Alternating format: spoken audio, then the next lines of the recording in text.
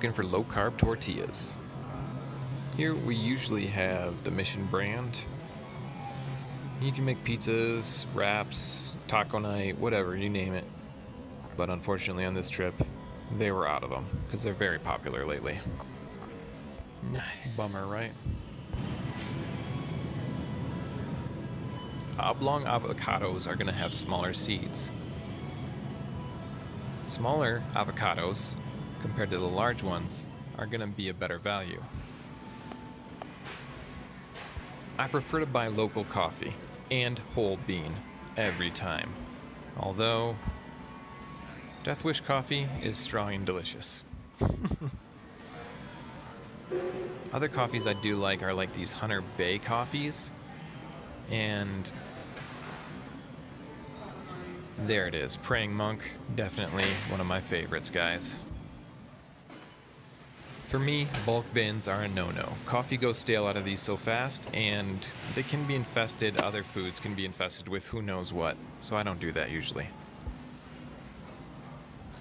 And as far as the chocolate, this stuff's usually not a very good deal. When you look through here, I always get really dark because of the low sugar content, but also when you look at it, you want to avoid soy lecithin. This one has sunflower lecithin. And I also don't really usually like too much added sugar. That one had a sugar that was a cane sugar.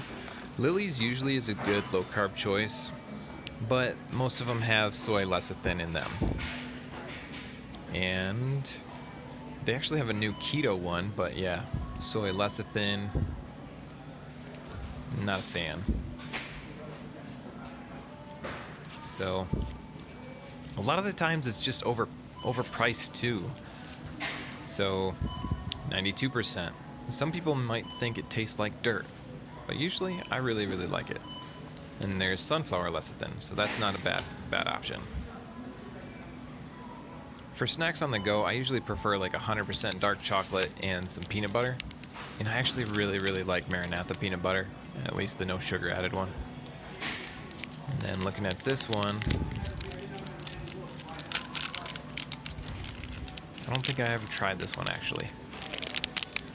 But the bottom line is added sugars. Coconut sugar is a lower glycemic impact, won't produce as much insulin resistance, so it's not that bad. Alter Ego.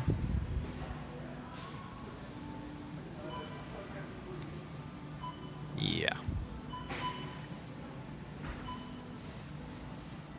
Pretty good ingredients, but it's still about 6 grams of carbs, so I'll pass. I just keep the carb count low. Pretty lazy keto. That's what I prefer. And then soy lecithin. It's just an emulsifier they use, and it could really mess with your hormones, which most people don't need that in the first place. But the bottom line is, usually a lot of this chocolate is pretty expensive, and you'll find a lot of the same problems in these other ones. So I definitely would not buy most of these chocolates unless they were definitely on sale, maybe if I had a coupon as well. Soy lecithin, once again, so annoying, guys. So this was just a couple of things that I want to show you at the grocery store. Maybe I'll do more of these. Let me know you guys liked it. Throw a thumbs up on there or a thumbs down. Stay healthy.